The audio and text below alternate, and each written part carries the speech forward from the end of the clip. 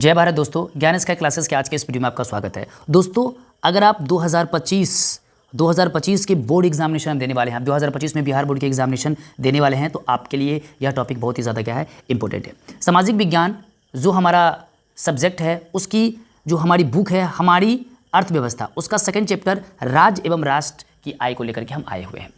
इस चैप्टर में यानी कि सेकेंड चैप्टर में हम टोटल 8 क्वेश्चन को डिस्कस करेंगे, जिसके फर्स्ट पार्ट में हम आज 4 क्वेश्चन को डिस्कस करने वाले हैं और सेकंड इसका जो नेक्स्ट 4 क्वेश्चन बचेगा उनको हम सेकंड पार्ट में क्या करेंगे, हम डिस्कस करेंगे। तो चलिए बारी बारी से चीज़ों को हम डिस्कस करते हैं। हमारा पहला क्वेश्चन है कि आय से आप क्या समझते हैं। बहुत ही इंपॉर्टेंट क्वेश्चन है ये कि आय से हम क्या समझते हैं।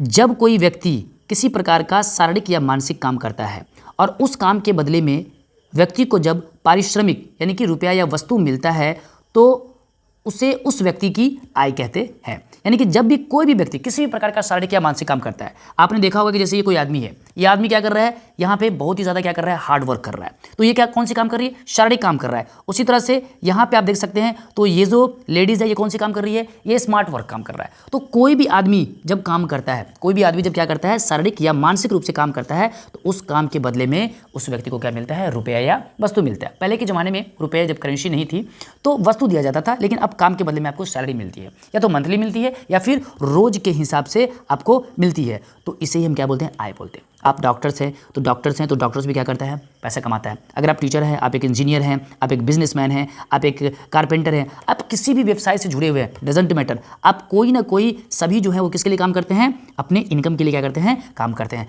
अपनी इनकम को जनरेट के लिए काम करते हैं ताकि वो अपने परिवार का भरण पोषण कर सके। तो इसे ही हम क्या बोलेंगे, आय बोलेंगे। समझ में आगे बात है स्पष्ट रूप से कि जब कोई व्यक्ति किसी प्रकार का शारीरिक या मानसिक काम करता है, कोई भी प्रकार का काम करता है और उस काम के बदले में उस व्यक्ति को क्या मिलती है, पारिश्रमिक रुपया या वस्तु मिलता है, तो उस व्यक्ति की क्या बोलते हैं, हम आय बोलते हैं। दोस्तों साथ ही साथ आप इसको नोट्स भी बनाते चलेंगे ताकि आपका नोट्स भी यहाँ पे कंप्लीट होता जाएगा। चलिए सेकंड जो हमारा इंपॉर्टेंट क्वेश्चन है वो है आय का गरीबी के साथ संबंध स्थापित करें। बहुत ही बेहतरीन क्वेश्चन है ये कि आय का गरीबी के साथ क्या संबंध है। अगर कोई व्यक्ति गरीब है, क्या है, गरीब है, तो कहीं ना कहीं उसका इफेक्ट उसके इनकम पे पड़ता है, उसके आय पे पड़ता है। तो यहाँ पे हम चीज़ों को समझने की कोशिश करेंगे। आय का गरीबी के साथ एक अटूट एवं सीधा संबंध है, मतलब सीधा कनेक्शन है।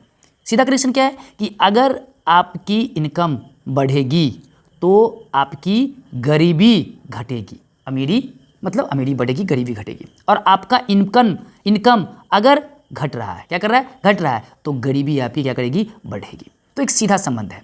यदि किसी व्यक्ति या परिवार की आय कम होती है तो वह व्यक्ति उतनी ही गरीब होती है। एकदम स्पष्ट सी बात है कि आपकी इनकम अगर कम होगी तो आपके अंदर, आपके परिवार में, आपके फैमिली में गरीबी भी ज़्यादा देखने को मिलेगा। इस प्रकार उस गरीब व्यक्ति का जीवन स्तर भी निम्न होगा और अपने लिए पूंजी का निर्माण भी नहीं कर पाएगा, क्योंकि उस व्यक्ति के पास उतना पैसा ही नहीं आएगा। जो भी पैसा आएगा वो खा पी करके उसी दिन समाप्त हो जाएगा, तो वो कुछ अपने पास जमा ही नहीं कर पाएगा। तो फिर वो पूंजी का निर्माण कर पाएगा क्या, नहीं कर पाएगा। तो पूंजी का निर्माण नहीं कर पाएगा। बिहार राज्य इसका एक जीता जागता उदाहरण है, क्योंकि पूरे इंडिया में बिहार में प्रति व्यक्ति आय क्या है, बहुत ही कम है, अतः यहाँ गरीबी भी अधिक देखने को मिलती है। तो हम मोटा मोटी रूप से कह सकते हैं कि आय बढ़ा लो, गरीबी खत्म कर लो, आय को घटा लो, गरीबी को बढ़ा लो, और सीधा संबंध है। और गरीब व्यक्ति जो होता है वो अपने लिए पूंजी निर्माण भी नहीं कर पाएगा, क्योंकि उसके पास इतना ही पैसा आएगा जितना में वो अपने परिवार का क्या कर पाएगा, भरण पोषण कर पाएगा। आप देख सकते हैं गरीब व्यक्ति इसकी स्थिति, इसकी स्टैंडर्ड ऑफ लिविंग भी क्या होती है, गरीब कम ही होती है। यहाँ पे भी मैंने गरीब, तो आप इनकम से देख सकते हो। हालांकि ये भारत के लिए एक अभिशाप है गरीबी, है ना। तो ये सब चीज़ें दर्शाती है आपको कि आय का गरीबी के साथ क्या होता है, एक सीधा कनेक्शन होता है। समझ में आगे बातें। और यहाँ पे मैंने बिहार का भी एक उदाहरण दे दिया कि बिहार में प्रति व्यक्ति इनकम, प्रति व्यक्ति आय, पर कैपिटल इनकम जो होती है वो क्या है, बहुत ही कम है। इसलिए बिहार में आपको गरीबी भी देखने को ज़्यादा मिलेगी। तो इसका भी आप स्क्रीनशॉट ले लें, या लिखना चाहें तो पॉज करके आप लिख करके इस नोट्स को भी आप कवर कर सकते हैं। चलिए आगे बढ़ते हैं दोस्तों। कि गरीबी ही गरीबी को जन्म देती है, इस कथन को स्पष्ट करें, अथवा गरीबी के दुष्चक्र की धारणा को बताएं। बहुत ही बेहतरीन क्वेश्चन है ये, ध्यान से इसको पढ़िएगा और नोट जरूर बनाइएगा कि गरीबी ही गरीबी को जन्म देती है। सच भी है कि गरीबी ही गरीबी को जन्म देती है। क्यों कि आप इस बात को ऐसे समझ लें कि अगर कोई व्यक्ति है और वो क्या है, गरीब है, वो क्या है, गरीब है, तो क्या करेगा, उसका लिविंग स्टैंडर्ड भी क्या होगा, गरीब होगा, मतलब बहुत ही लो होगा। वो अपने लिए पूंजी का निर्माण नहीं कर पाएगा, तो वो भी गरीब रह जाएंगे। और अपने बच्चों को क्या कर पाएंगे, शिक्षा नहीं दे पाएंगे। अपने बच्चों को शिक्षा नहीं देंगे तो उसके बच्चे भी मजदूरी करने पे विवश हो जाएंगे। अधिक जनसंख्या होगी तो अपने हर एक बच्चों का भरण पोषण भी ठीक से नहीं कर पाएंगे।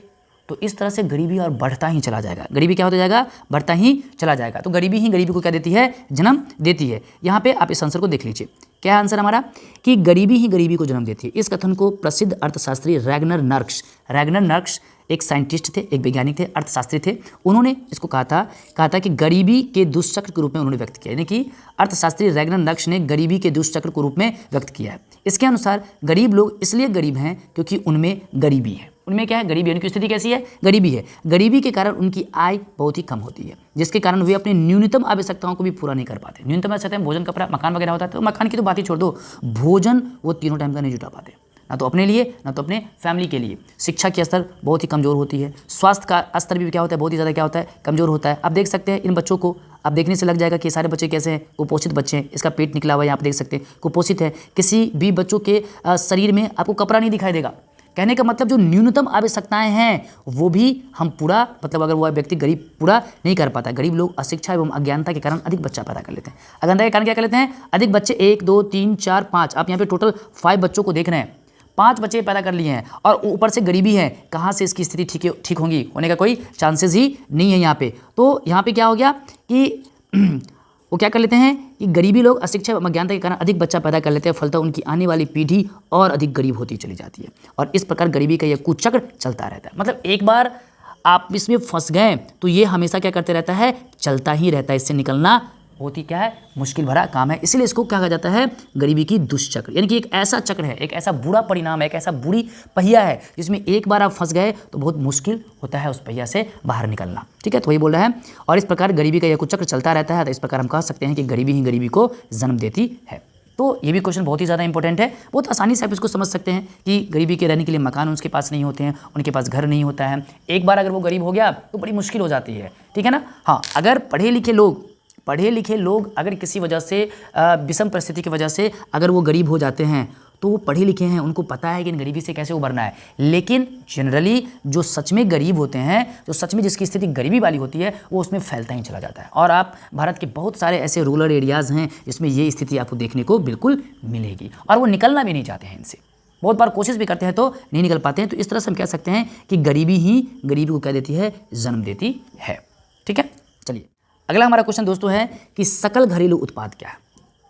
सकल घरेलू उत्पाद, जिसके बारे में हम हमेशा अक्सर चुनाव के दौरान तो बहुत ही ज़्यादा सुनने को मिलता है, जीडीपी क्या है। ठीक है, तो जीडीपी के बारे में हम जानते हैं। सकल घरेलू उत्पाद, इसका हिंदी में क्या है? सकल घरेलू उत्पाद।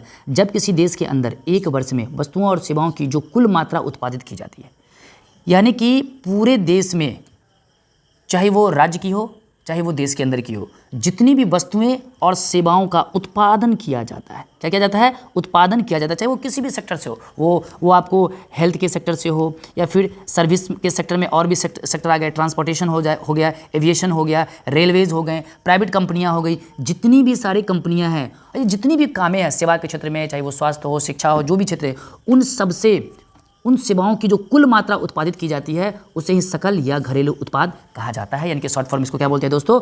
जीडीपी। जीडीपी बराबर मजदूरी एवं वेतन, यानी कि लोगों को मजदूरी, आप दैनिक काम कर रहे हैं तो मजदूरी या वेतन जो उससे प्राप्त होता है, प्लस लगान से आय, सरकार को जो टैक्स आती है जीएसटी की वजह से जो आती है वो, प्लस शुद्ध ब्याज, सरकार को जो शुद्ध मुनाफा, शुद्ध ब्याज उसको प्राप्त होता है, कंपनियों के जो लाभ होते हैं, और प्रत्यक्ष कर। अप्रत्यक्ष कर का मतलब क्या होगा? जैसे आपने कभी आप साबुन खरीदते हैं या कोई भी वस्तु आप खरीदते हैं तो उस पर आप क्या देते हैं? हम जो पैसा देते हैं, जो हम प्राइस उसको पे करते हैं, उसमें इंक्लूडिंग जीएसटी होता है। तो वो हमारा कौन सा हो गया? अप्रत्यक्ष कर। और उसके बाद मूल्यह्रास, जो दामों में जो कभी कभी वृद्धि हो जाती है, उत्पादन हो गया है और उत्पादन होने के बाद लागत लग गई है, लेकिन किसी वजह से इन्फ्लेशन की वजह से या किसी भी वजह से मार्केट क्रैश होकर के मूल्य के दाम, किसी भी वस्तु के दाम क्या हो जाते हैं? घट जाते हैं। तो वो सब जुड़ करके कौन कौन सब? मजदूरी एवं वेतन, लगान से आय, शुद्ध ब्याज, कंपनियों के लाभ, अप्रत्यक्ष कर, मूल्यह्रास, ये सब मिलकर क्या बन जाता है? जीडीपी मिल जाता है। और ये टॉपिक्स का आप यहाँ पे स्क्रीनशॉट लेकर के आप नोट तैयार कर लें। मिलेंगे इसके सेकंड लेक्चर में आगे के नेक्स्ट 4 क्वेश्चन को लेकर के। तब तक के लिए जय हिंद। अगर आप इस चैनल पर नए हैं तो सब्सक्राइब जरूर कर लें।